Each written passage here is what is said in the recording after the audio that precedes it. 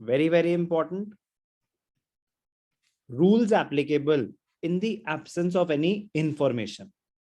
मतलब balance sheet में book value तो मिल जाएगी आपको एसेट्स और लायबिलिटीज की, लेकिन अगर एडिशनल इंफॉर्मेशन में कुछ मेंशन ही नहीं है, एसेट बेच के पैसे आए कितने, तो स्टेप 3 कैसे करोगे रियलाइजेशन ऑफ एसेट्स? अगर मेंशन ही नहीं है कि आपने लायबिलिटीज की पेमेंट कितने में करी, तो स्टेप 4 कैसे करोगे पेमेंट ऑफ लायबिलिटीज? तो ये रूल कब एप्लीकेबल होंगे? When no information is given about realisation of an asset और अ लायबिलिटी। एक एक करके, पहले एसेट्स के रूल।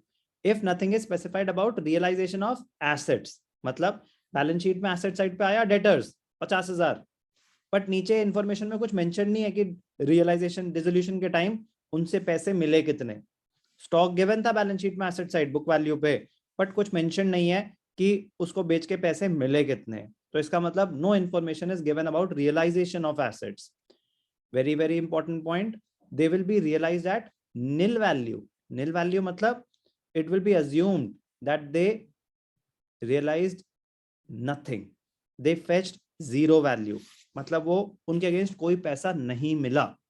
तो अगर उनके अगेंस्ट कोई पैसा नहीं मिला तो स्टेप 3 में नो एंट्री हो जाएगी, पैसे ही नहीं मिले, किसी कुछ की value is it was worthless. If nothing is mentioned about realization of assets, it will be assumed that they realize nil value. It implies no entry will be passed for realization of such assets. यही अगर liabilities के बारे में कुछ mention नहीं है, assets के बारे में कुछ mention नहीं है, they realize nil value.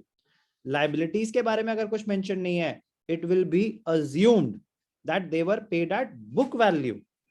मतलब ये क्या बात हुई, एसेट्स के बारे में कुछ मेंशन नहीं है तो हमें कुछ नहीं मिला, लायबिलिटीज के बारे में कुछ मेंशन नहीं है तो they were paid at book value. ये कहां का इंसाफ है? कह रहे बेटा बचपन में आपने पढ़ा था concept of prudence. Concept of prudence क्या कहता है? Do not anticipate gains, provide for all the possible losses, provide for all the possible losses. तो लायबिलिटीज के बारे में अगर कुछ मेंशन नहीं है तो बेटर अजम्पशन है कि उसको पे कर दिया होगा बुक वैल्यू पे। एसेट्स के बारे में कुछ मेंशन नहीं है तो बेटर अजम्पशन है कि उनके अगेंस्ट कोई पैसे नहीं मिले। तो कॉन्सेप्ट ऑफ प्रूडेंस की वजह से ये रूल अप्लाई होता है। If nothing is mentioned about settlement of liabilities, it will be assumed that they were paid at book value, तो रियलाइजेशन टू कैश और बैंक कर दिया जाएगा। It implies that it will be paid by the firm at book value if no information is given about a liability, about the settlement of a liability. Very important rule.